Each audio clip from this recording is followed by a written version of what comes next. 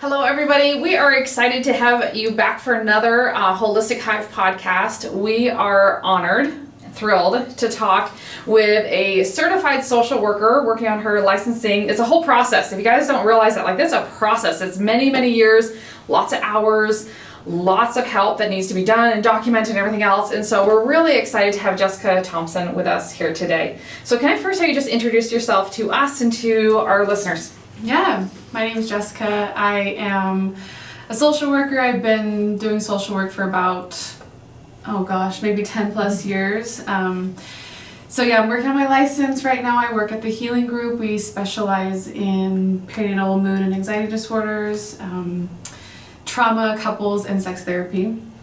And I'm a mom of soon to be 2, and I love what I do. I love the outdoors. I love getting pampered, being here. It feels like a good place to get pampered. I love learning. That's kind of why I took the path I did, because I love the continued education and everything. So yeah, that's a little bit about me. I love it. Now you have a unique path, and so that's why I'm so excited to have you here today. So can you share your path and really how you ended up into the type of therapy that you focus on? Yeah, can be a long story, so I'll kind of shorten it. So I actually grew up as a foster child. My twin sister and I were removed when we were infants, and we were placed in the family that adopted us when we were 7 months. So we've been with the same family, but we weren't adopted till we were officially 4. And so I have this kind of attachment lens view of how important a secure attachment is for children and caregivers. So that kind of led me to think growing up, I've always been interested in helping people through mental and emotional struggles. And I've witnessed family members kind of struggle with mental illness, and so I've just always been really fascinated by the brain and the way that we respond to our environment.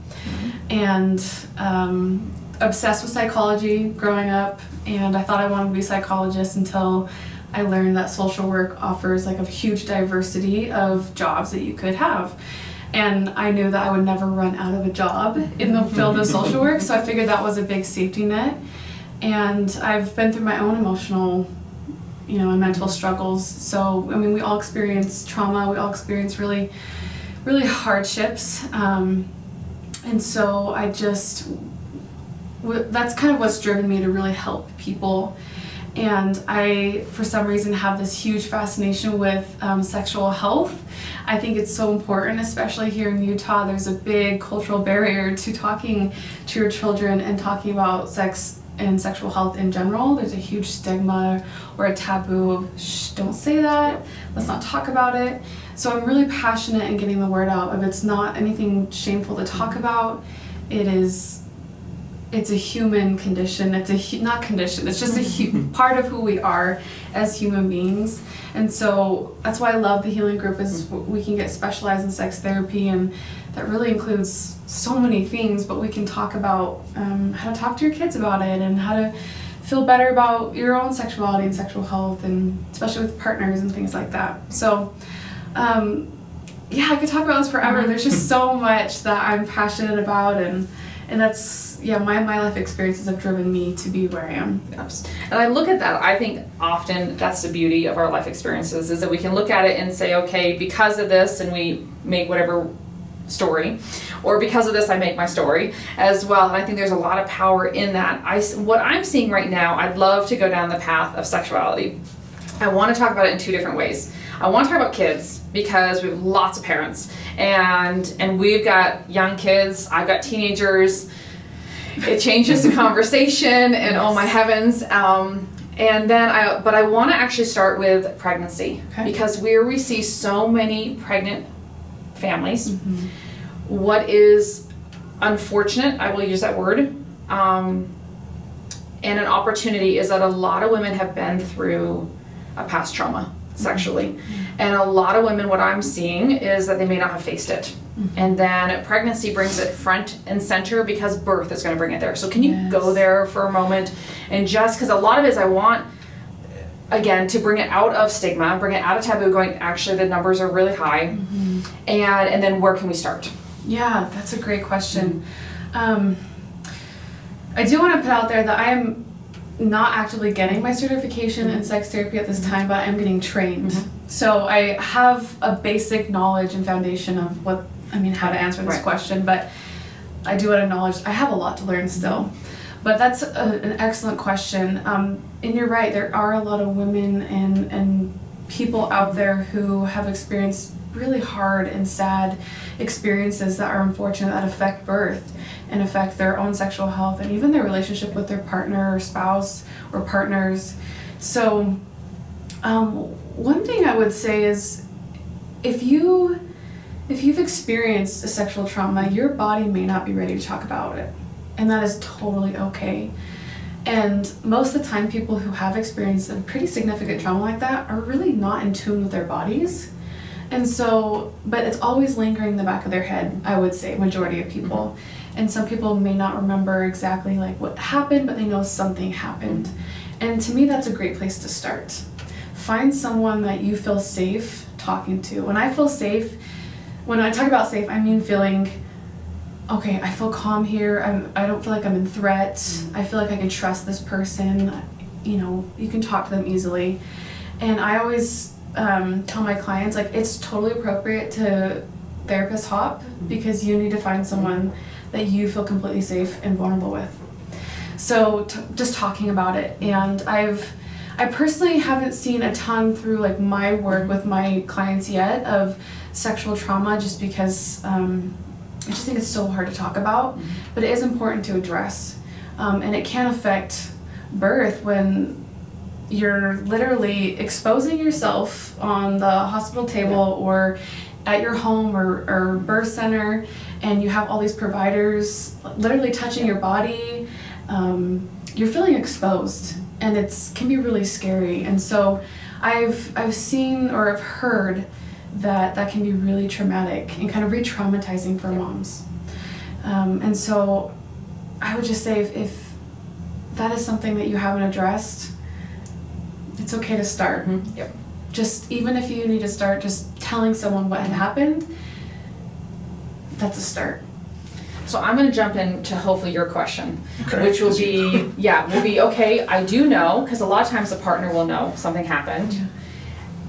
But that's maybe whether they're getting therapy or not, and support and love, hopefully those things are coming together. But what are some tools that a partner can do during pregnancy, going into a birth, to say, how can I help create even more safety? Great question.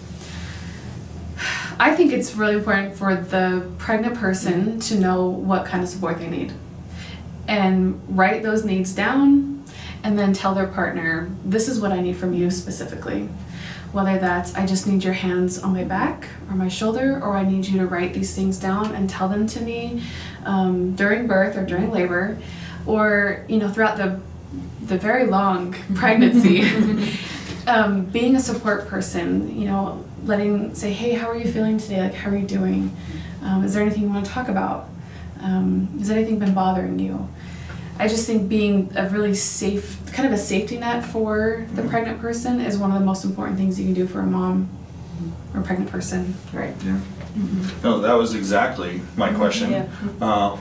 And even taking away from birth too, is say your spouse has gone through some of those traumas or things.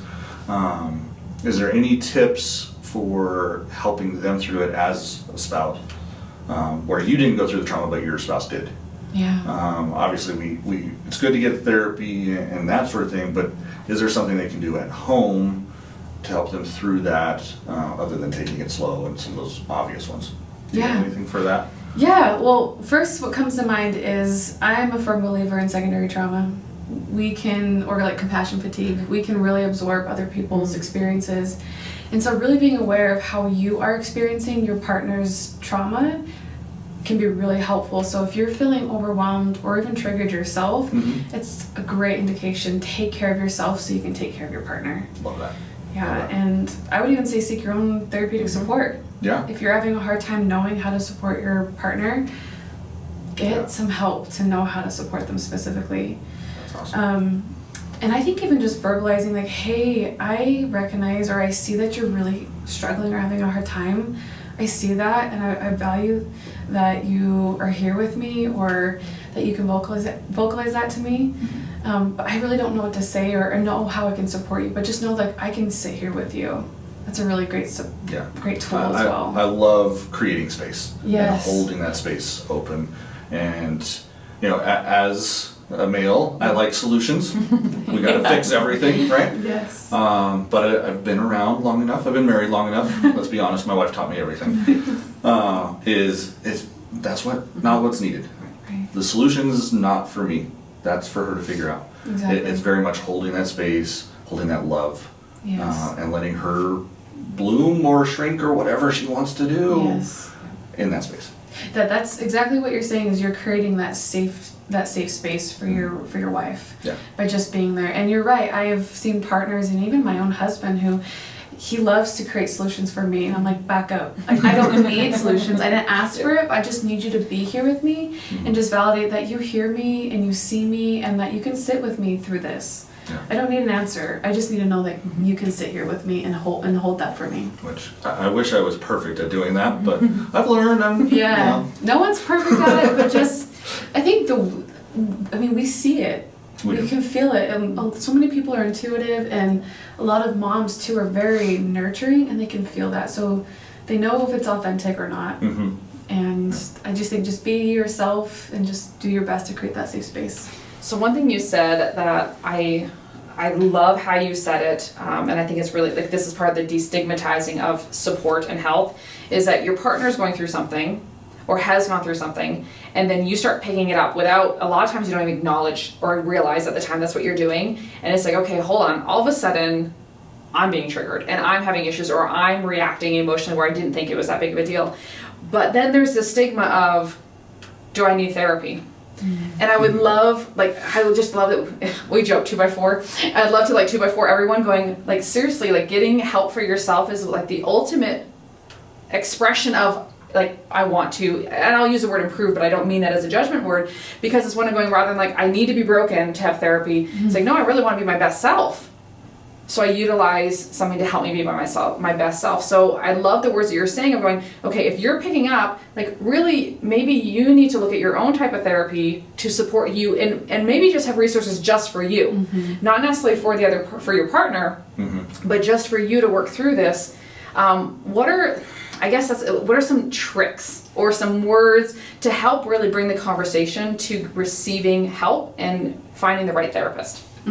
That's such a good question. And if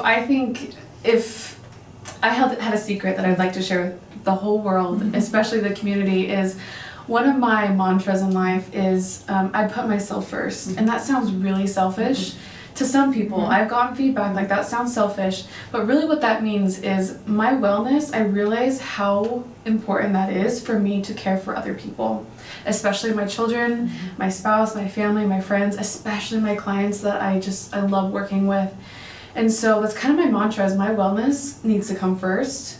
And you think about the hierarchy of needs. The basic level is sleep, shelter, food, water. If you don't have those things, you probably aren't gonna live for much longer, because you're either out on the not doing well, physically ill. So I just think those are your think about your basic needs. They need to be met, and then you can go toward all the other needs. But so for me, the most important thing is, am I taking care of myself? My favorite analogy is, I'm not sure if you guys have seen that commercial, but it's a mom who goes skydiving after running all these errands and hits the ground, splat, gets up and goes home and cooks dinner for her kids. That's a good analogy. It is. It's visual. It's very visual. Or lots of people have flown on Yes. airplanes, Yep. and what's the first thing they tell you to do? You put your oxygen mask on first, because if you don't, you're going to lose consciousness. Same thing with life. If you are not taking care of yourself, especially moms and pregnant people, if you're not taking care of yourself, you're probably going to pass out, or just crash or burn out. And so you're not taking care of yourself in the way that you need to properly take care of other people. So those are my favorite analogies. I often share with those I work with, because it helps them gain a deeper understanding of, you are so important. Your wellness needs to come first, so you can take care of your kids, your spouse, your family. And so I guess just understanding that can really help people, and then they might, once they kind of understand how important that is, then they might be able to reach out for help. And especially male partners, I would say they have a hard time wanting to seek therapy. And so I say if you have a hard time wanting to find a therapist, let's start with a group, or even like a business coach, or just something like a men's out night that you could just talk to people. And even if other male partners or friends, they have wives or pregnant partners that they can talk to and kind of not vent, but just kind of get things off their chest and just find support through, through their friends and group. I think a lot of times for women, I will say for me, let me just do that. For me, I know if I can talk something through, I can process it. Yeah. And that's where it's like, don't give me a solution, just let me talk it out, because but that brings me to a solution, because often I can now step back and go, oh, the solution's already there. You already knew the solution, you just now need to talk it through.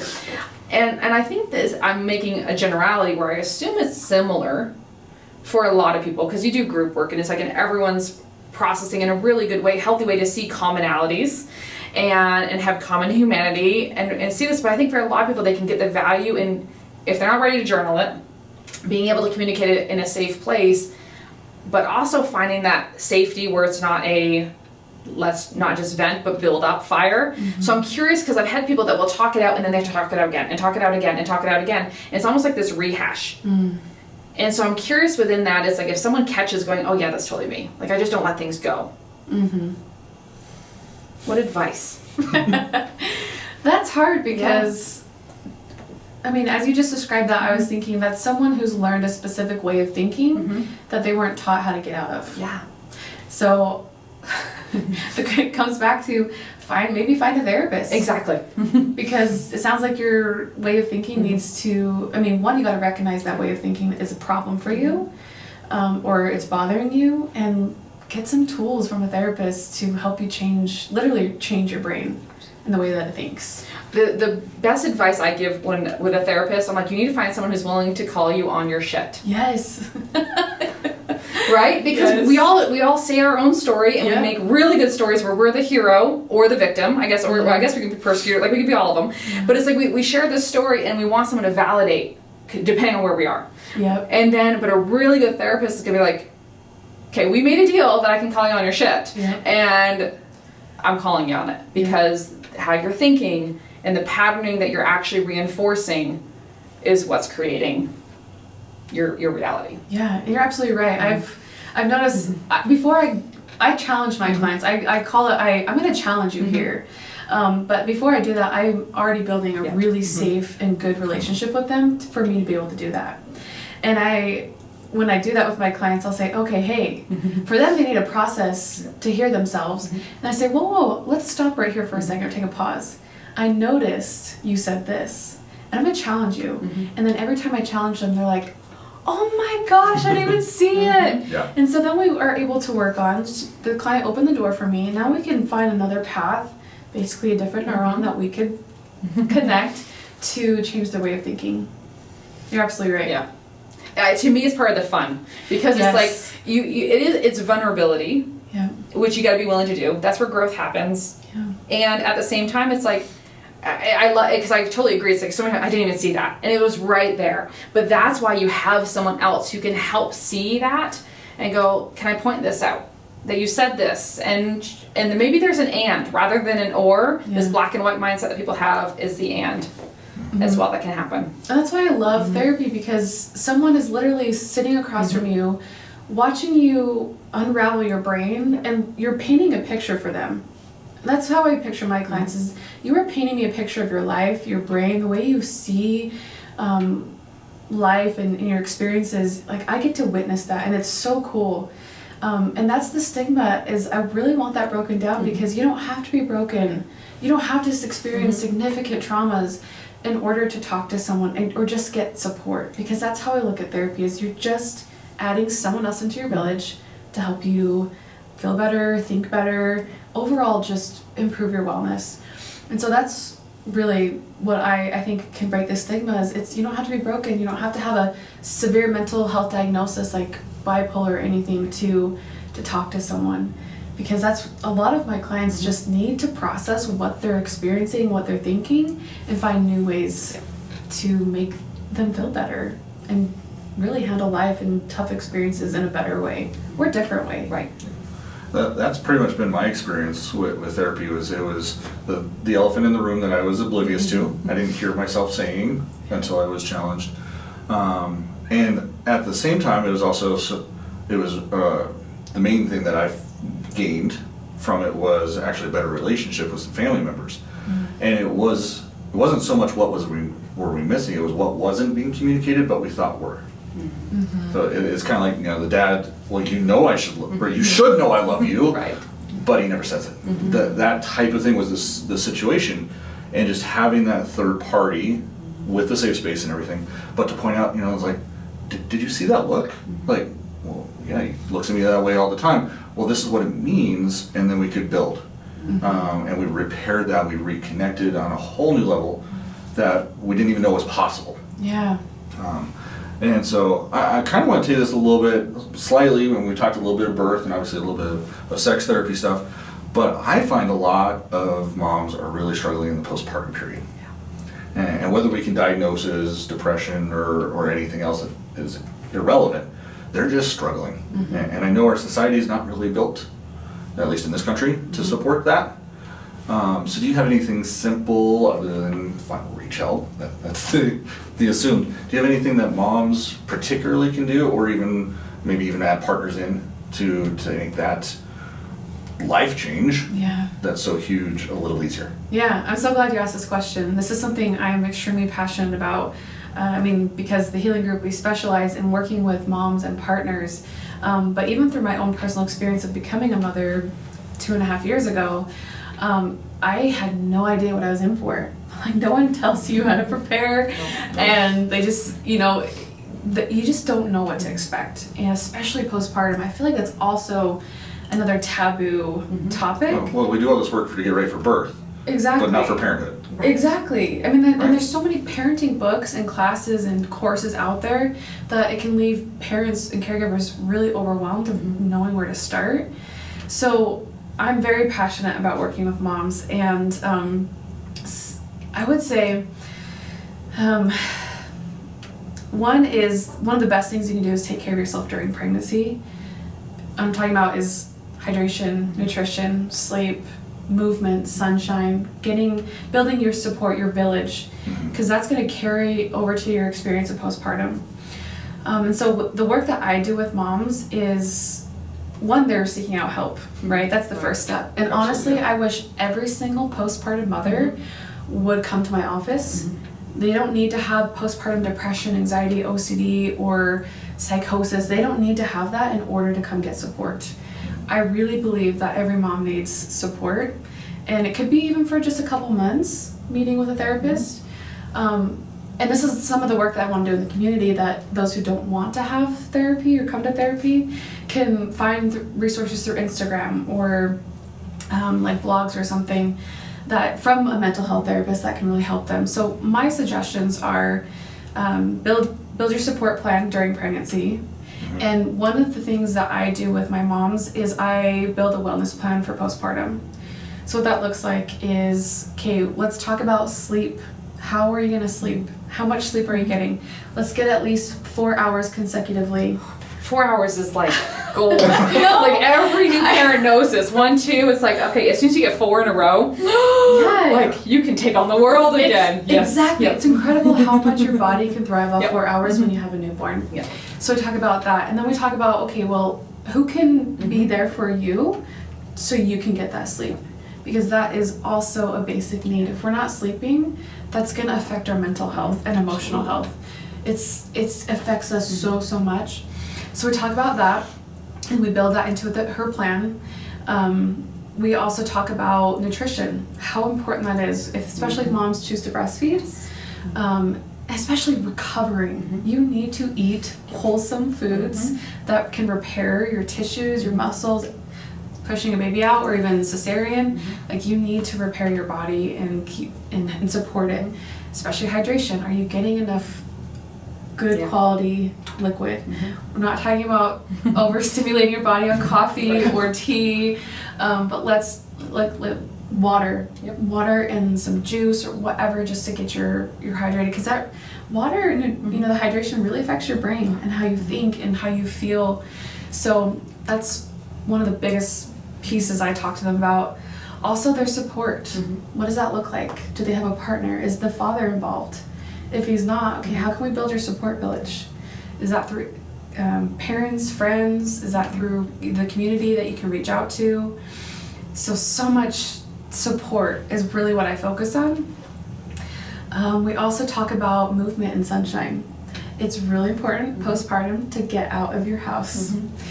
Get some vitamin D, because that really affects it can affect your blood, it can affect your brain, affects your overall wellness.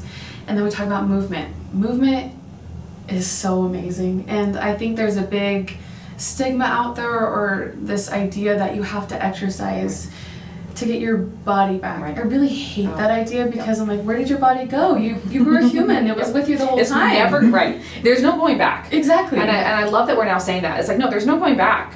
Yeah. Like, your body's forever changed. You helped create, and grew an entire human being. Like, that is so freaking cool. And it's beautiful. Yes. And I know a lot of moms, even from personal experience too, like, I didn't know what to expect postpartum. No one talks about the stretchy skin or the stretch marks, but if you can change the way you feel about them and think about them, that can really support your mental health. And I recently read, I think it was some research that said the way that you think about yourself definitely affects the way you feel about yourself. And if you're not conscious of the way you talk about yourself to yourself, you're most likely going to be more anxious or depressed or just kind of feeling down in the dumps. So that's something I also focus on, is body image with moms. Let's talk about how how you can feel good, and that's through movement. So I think of exercise as like a punishment. So I really like movement therapy. Let's just get your body moving so you can feel good. And also it can be a time to connect with your baby or your kids, going outside or doing some mommy baby exercises.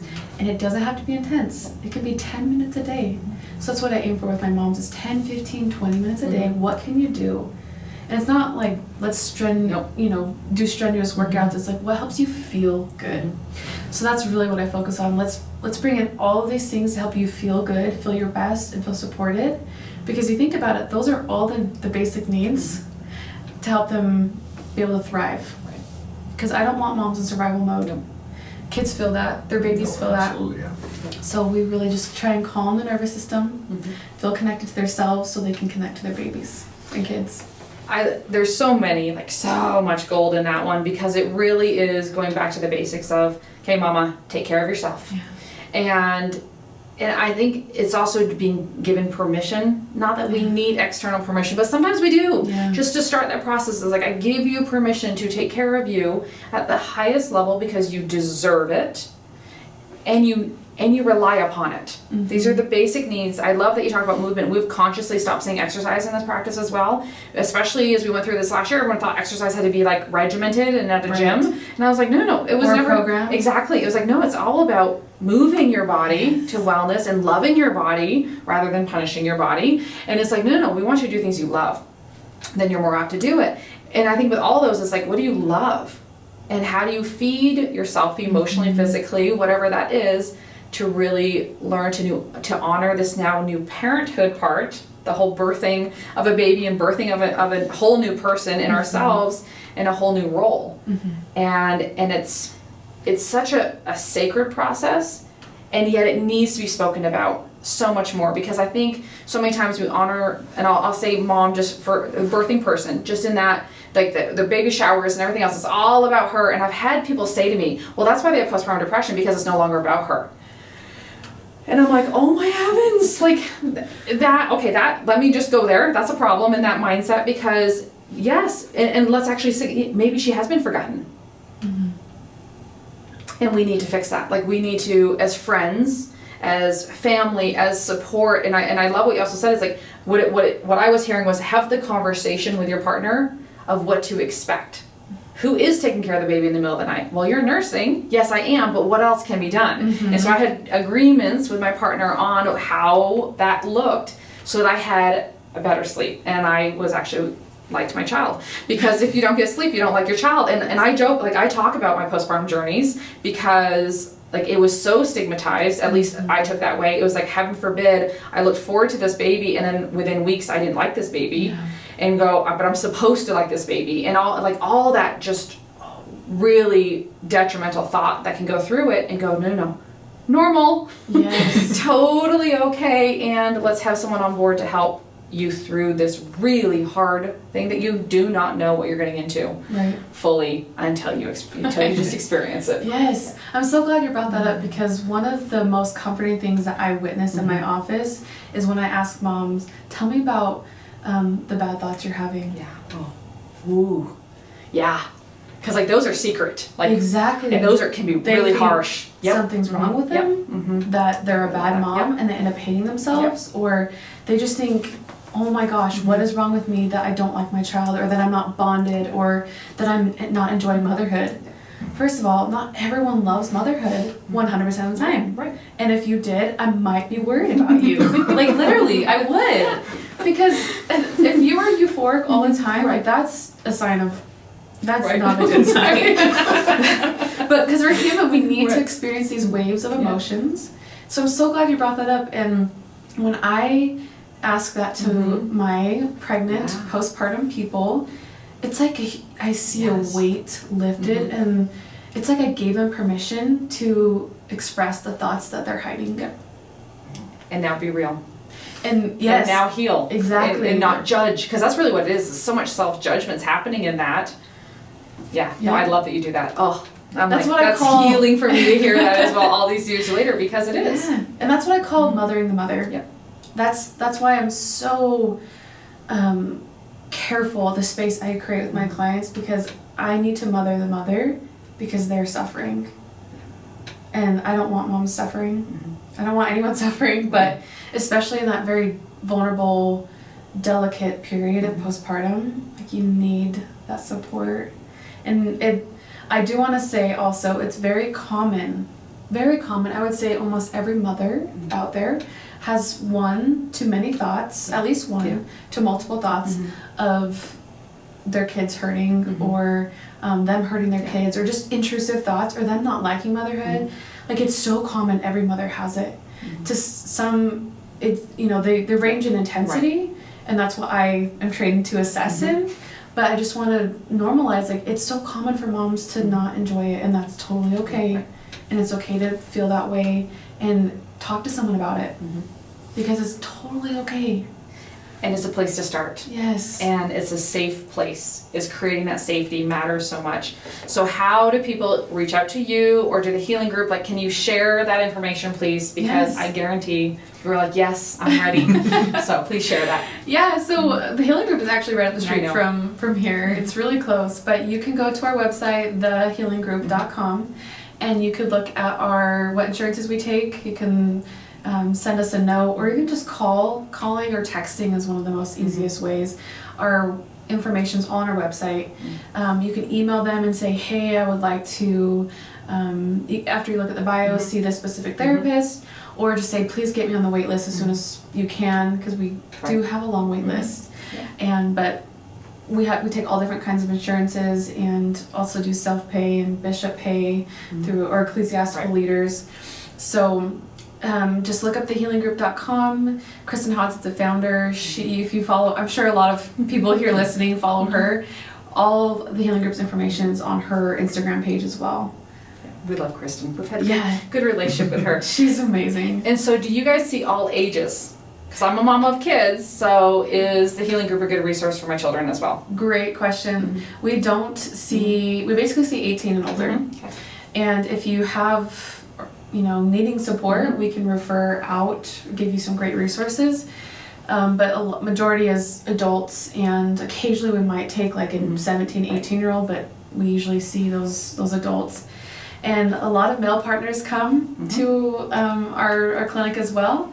And we also have one of our therapists, Braxton Dutson. He leads a group called the Man Cave. Oh, lovely. Yeah, the Man's Cave or Men Cave or something. But it's all for postpartum dads because sometimes fathers, they experience postpartum depression as well. Yep. They can experience all of that just like the pregnant person. And so that's a great place for support for them as well. If they don't want therapy, that's a great group. Oh, huge. Yeah. What a need, and what a great way to fill that need. So then within it, so if someone is out of state or has a child, is it okay to call in and just say, hey, do you know of someone in this area? Or in this, or even in this local area? Is that okay to do that as well as a good starting point? Because a lot of people are like, I don't even know where to start. Right. Other than my insurance panel, which I don't know if this is the best idea.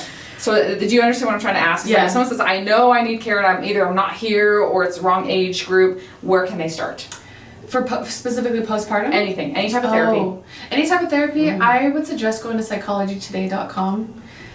They have filters where you can choose exactly what you want, like type of therapy, male, female, binary, whatever therapist you want, and then like what they specialize in, and then you can find anyone throughout basically the world. Love it.